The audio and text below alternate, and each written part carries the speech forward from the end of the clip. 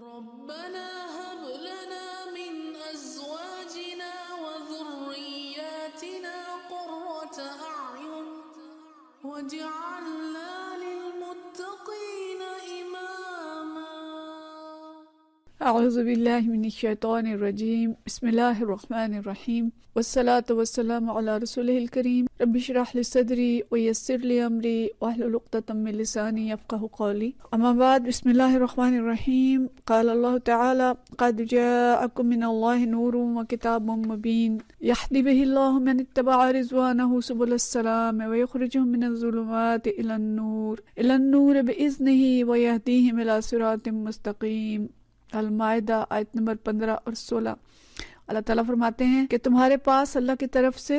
ایک کتاب آ گئی ہے، وہ کتاب جو کہ نور ہے، روشنی ہے، اور ایک ایسی کتاب جس کے ذریعے اللہ تعالیٰ ان لوگوں کو جو اس کی رضا کے طالب ہیں سلامتی کے راستے بتاتا ہے، اور اپنے اذن سے ان کو اندھیروں سے نکال کر اجالے کی طرف لاتا ہے اور راہ راست کی طرف ان کی رہنمائی کرتا ہے۔ ہم نے یہ سوچا کہ قرآن کو ایک خاص نہج سے پڑھیں، اور اس کے اندر ہم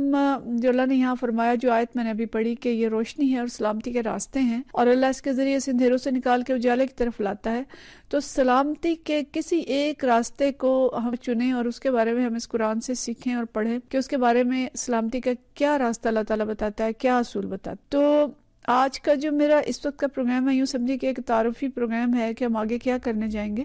اس کو ہم دیکھیں گے اور سمجھیں گے۔ تو اس دفعہ سلامتی کے راستے سیکھنے کے لیے جو موضوع ہم نے منتخب کیا ہے وہ موضوع ہے کہ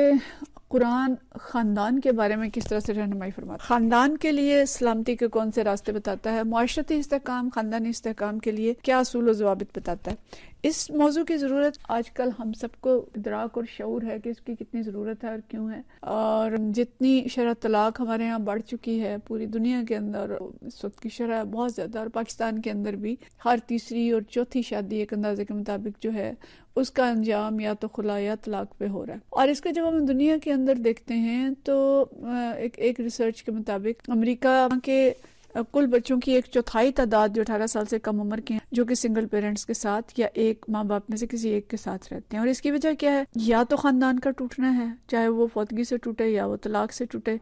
اور دوسری وجہ بغیر شادی کے بچوں کا پیدا ہونا ہے۔ اس وقت دنیا کے اندر شادی کا رجحان دن بدن کم ہو رہا ہے، اور جو شادیاں ہو رہی ہیں ان کا انجام میں نے آپ کے سامنے رکھ دیا۔ انسانیت کے لیے یہ راستہ کیسا راستہ ہے اور اس کو کون سا راستہ اپنانا چاہیے، اس سب پہ ہم غور کریں گے انشاءاللہ تعالی۔ اور جب پاکستان کی ہم سرچ کرتے ہیں، پاکستان میں ایک سال میں تقریباً 40,000 کے قریب علیحدگی کے کیسز جو ہیں وہ دائر کیے گئے ہیں عدالتوں کے اندر۔ 40,410 کا فگر جو ہے یہ آ رہا ہے۔ تو یہ سب کیوں ہو رہا ہے؟ یعنی اگر 40,000 ہیں تو اس میں سے کوئی 20-30,000 کا تو علیحدگی ہوگی اور پھر ان کے ہمارے ہاں تو بچوں کی عام ریشو جو ہے 2-3 سے 4 بچے ہوتے ہیں،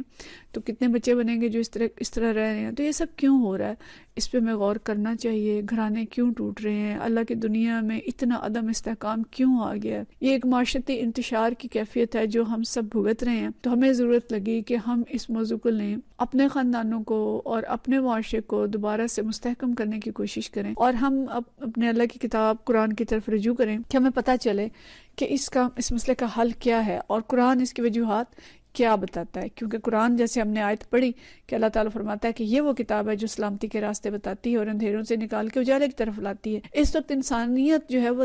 تیز تر اندھیروں کی طرف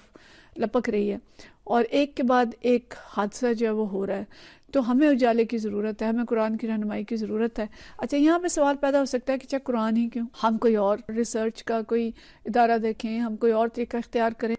تو ظاہر ہے پہلا جواب تو ہمارا یہی ہے کہ ہم مسلمان ہیں اور ہمارا ایمان ہے، اور جب ہم کلمہ طیبہ پڑھتے ہیں تو گویا ہم اس بات پہ ایمان لاتے ہیں کہ اللہ ہمارا رب ہے اور محمد صلی اللہ علیہ وسلم ہمارے رسول ہیں، رہنما ہیں، اور وہ قرآن لے کے آئے ہیں جو زندگی کی کتاب ہے، جو کہ رہنمائی کی کتاب ہے۔ ٹھیک ہے، لیکن ہم عقلی لحاظ سے بھی سوچیں کہ عقلی لحاظ سے ہم کیوں قرآن ہی کی طرف رجوع کریں؟ تو عقل بھی یہ کہتی ہے کہ جس کو ہم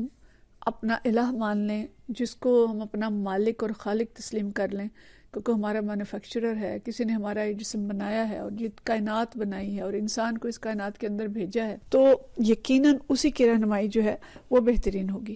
اور اسی کا نام ایمان ہے، جیسے ہم نے پہلے بات کی کہ اللہ کی حاکمیت کا اقرار کرنا ہی ایمان ہے۔ اگر ہم اس حاکمیت کو نہیں مانتے یا اس حاکمیت کو ہم یوں تو مان لیں لا الہ الا اللہ، لیکن اس کے لائے ہوئے قوانین کو نہ مانیں تو گویا یہ کفر ہے۔ تو دوسری بات، اہم ترین بات یہ ہے کہ اگر ہر مشین کے ساتھ ایک یوزرس مینول ہوتا ہے تو یہ کائنات جو اللہ نے بنائی، یہ زمین بنائی، آسمان بنایا، اس کے اندر انسان کو پیدا کیا، انسان کو اس کے اندر بھیجا، تو کیا اس نے بغیر کسی رہنمائی کے بھیج دیا ہے؟ اور اگر اس نے کوئی رہنمائی بھیجی ہے تو پھر کیا ہمیں اس یوزر مینول کو تلاش کرنا چاہیے کہ وہ کیا ہے؟ اور ظاہر بحیثیت مسلمان ہمیں معلوم ہے کہ ہمارے لیے جو مینول ہے وہ قرآن پاک ہے۔ تو عقل بھی یہ کہتی ہے کہ اس مشین کو، جو انسانی زندگی کی مشین ہے، جو انسانی جسم ہے، اس کو صحیح طرح سے چلانا ہے تو اس یوزرز مینول کی طرف رجوع کریں، اور اگر ہم اس کے بغیر چلیں گے تو پھر یہ مشین خراب ہوگی، اس دنیا کی زندگی خراب ہوگی، کیونکہ کائنات کا خالق بھی اللہ ہے، ہمارا خالق بھی اللہ ہے، اور کائنات وہ گھر ہے جس کے اندر اس انسان کو استادہ کیا ہے اللہ نے، تو دونوں کا خالق اللہ ہے، دونوں کے درمیان اس نے کوئی ربط رکھا ہوگا، اور اس کو ہم جانتے ہیں کہ اس نے کیا کیا ربط ہمارے لیے رکھے ہیں۔ اس لیے ضروری یہ ہے کہ ہم اس یوزرز مینول کی طرف رجوع کریں، ورنہ ہم دنیا کے اندر دیکھتے ہیں کہ اگر ہم کوئی مشین لے کے آتے ہیں، اسے ہم اگر اس کے مطابق نہ چلائیں تو وہ مشین خراب ہو جاتی ہے۔ وہاں ہم ساری ہدایات کی پابندی کرتے ہیں کیونکہ ہمیں نقصان کا علم ہے، اور یہاں ہم کھڑے ہو جاتے ہیں اور ہم کہتے ہیں کہ مجھے شخصی آزادی چاہیے، میری زندگی ہے، میری مرضی ہے۔ سورۃ البقرہ کے اندر اللہ فرماتا ہے کہ انسانوں، تمام انسانیت کو مخاطب کر کے کہ زمین میں جو کچھ حلال ہے، طیب ہے، وہ کھاؤ، حرام نہ کھاؤ، اور شیطان کے پیروی نہ کرو، وہ تمہارا دشمن ہے۔ ہم کیا کہتے ہیں؟ یہ وہ کھائیں گے جو مزے کا لگے گا، حلال اور حرام کی پرواہ نہیں ہے۔ مسلمان اگر کچھ سوچ بھی لیتے ہیں تو انسانیت کو تو پرواہ نہیں ہے، انسانیت رجوع ہی نہیں کر رہی اس قرآن کی طرف۔ اور اللہ فرماتا ہے کہ لباس التقوی ذالک خیر، ہم کہتے ہیں کہ فیشن ایسا ہے، ہم ایسا ہی کریں گے، تقوی کا لباس تو ہم نہیں پہنیں گے۔ تو ہمارے لیے اللہ کے احکام اس یوزرز مینول کے احکام ہیں جن کو صحابہ کرام رضوان اللہ مجمعین آرڈر آف دی ڈے کے طور پہ لیتے تھے کہ جو حکم آ گیا ہم نے اس کی پابندی کرنی ہے، اور ان کی زندگیاں کتنی خوبصورت ہو گئی تھیں، کتنا سکون آ گیا تھا، اور کس طرح سے مالی استحکام آ گیا تھا، لوگ زکوٰۃ لے کے پھرتے تھے، زکوٰۃ لینے والا کوئی نہیں ملتا تھا۔ تو ہم دیکھیں کہ اسی طرح انفرادی زندگی سے لے کے اجتماعی زندگی تک ان کی زندگیاں سنور گئی تھیں، لیکن ہم اس مشین کے اندر وہ کچھ ڈال رہے ہیں جس سے مالک نے منع کی، اس کو ان سڑکوں پہ دوڑا رہے ہیں جو اس کو تباہ و برباد کر رہی ہیں۔ تو ہمیں اس بات کو سوچنا چاہیے کہ ہم اس مینول کی طرف رجوع کریں اور اسی سے ہدایت حاصل کریں اور اسی سے اپنے مسائل کا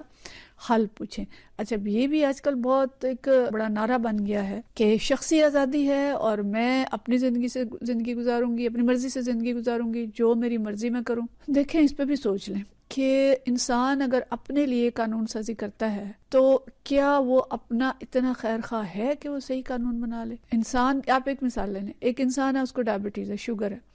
اب ڈاکٹر اس کو کہتے ہیں کہ آپ نے میٹھا نہیں کھانا، لیکن وہ کہتا ہے کہ نہیں، میں اپنی مرضی سے کھاؤں گا، اور اس کا نتیجہ کیا ہوتا ہے؟ ڈاکٹر سے چھپ کے میٹھا کھاتا ہے، ایون گھر والوں سے چھپ کے کھاتا ہے۔ گھر والے اگر اس کو منع کرتے ہیں کہ میٹھا نہیں کھانا تو چھپ چھپ کے کھاتے ہیں، اور اس کا نتیجہ کیا ہوتا ہے کہ اس کی بیماری بڑھ جاتی ہے۔ انسان خواہشات نفس کا ایک طرح سے پابند ہے اور اپنی خواہشات سے ہٹ کے بہت کم سوچ سکتا ہے، اس کی خواہشات اس کو مجبور کر لیتی ہیں، لباس کے معاملے میں، کھانے کے معاملے میں، تعلقات کے معاملے میں، غصہ اسے آ جاتا ہے، اس کے جذبات اس پہ حاوی ہو جاتے ہیں، بہت سی چیزیں ہوتی ہیں، اور اس لیے انسان اپنے لیے صحیح اصول اپنے اون پہ وضع نہیں کر سکتا۔ اچھا، آپ کہیں چلے ایک قوم کر لے، قوم کے سارے دانشور اکٹھے ہو جائیں اور وہ قانون بنائے تو کیا ہوگا؟ ایک قوم اگر اپنے لیے کچھ بنائے گی تو وہ اپنی قوم کے مفادات کو سوچے گی، وہ دوسری قوم کے بارے میں فکر نہیں کرے گی، اور وہ قوم بھی پھر کیسے بنائے گی؟ وہ بھی اپنی خواہشات نفس کے مطابق بنائے گی۔ جیسے کہ دنیا کے اندر ہم دیکھ رہے ہیں کہ آج کی اقوام نے ہم جنس پرستی کے لیے قانون بنا لیے، اور ایک کے بعد دوسرا ملک اس کو ایکسیپٹ کرتا جا رہا ہے، اس کو قانون پاس ہوتا جا رہا ہے۔ بلکہ یہ سن کے آپ کو حیرت ہوگی کہ امریکہ کے اندر جو پہلے ابارشن 3 ماہ پہ جائز ہوتی تھی، اب انہوں نے اس کو 9 ماہ تک الاؤ کر دیا ہے، اور اس میں اس بچے کو بھی جینے کا حق نہیں ہے جو کہ پیدا ہوگا، اس کو گلا دبا کے بھی مارا جا سکتا ہے، اس کو پانی میں ڈبو کے بھی مارا جا سکتا ہے۔ ان کی بعض ریاستوں کے اندر یہ قانون بن گیا، تو قوم کیسے صحیح فیصلہ کر سکتی؟ اور اگر بہت سی اقوام مل کے فیصلے کرتی ہیں تو پھر کیا ہے؟ ہمارے سامنے ہے سارے بین الاقوامی ادارے، وہ کس کے بھلے کے لیے سوچ رہے ہیں، کس کی، ہم اقوام متحدہ کو کس کی لونڈی کہتے ہیں، اور IMF، ورلڈ بینک، یہ سب کیا کر رہے ہیں؟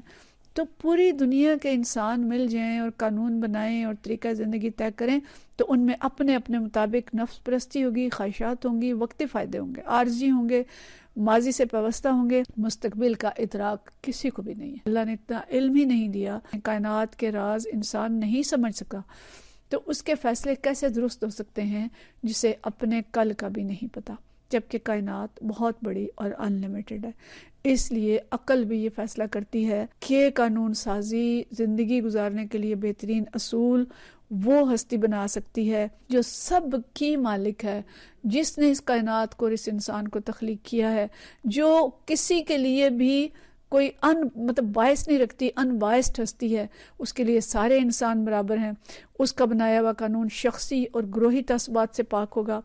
اس کا عدل مطلق ہوگا، سب انسانوں کے لیے برابر ہوگا۔ وہ رمضان کا مہینہ بھی اگر طے کرے گا تو قمری کرے گا کہ چاند کے لحاظ سے طے کرو، تاکہ بدل کے ہر ملک میں آئے، نہ کسی کو ہمیشہ گرمی کے روزے ہوں اور نہ کسی کو ہمیشہ سردی کے لیے روزے ہوں، اس لیے کہ اس کے لیے سارے انسان برابر ہیں، اس کے قوانین ہماری فطرت کے مطابق ہوں گے اور اس کے قوانین پوری کائنات سے ہم آہنگ ہوں گے، اور وہ قوانین ہیں اللہ کی کتاب کے اندر۔ اللہ خالق اور مالک ہے، جو ہمارا بھی خالق ہے، جو امریکہ والوں کا بھی خالق ہے، جو یورپ اور افریقہ والوں کا بھی خالق ہے، جو عربوں کا بھی خالق اور مالک ہے، اور زمین اور آسمان اور چاند اور ستارے اور ساتوں آسمانوں کا مالک۔ ان الدین عند اللہ الاسلام، اس لیے اس نے فرمایا کہ دین میرے نزدیک اسلام ہے،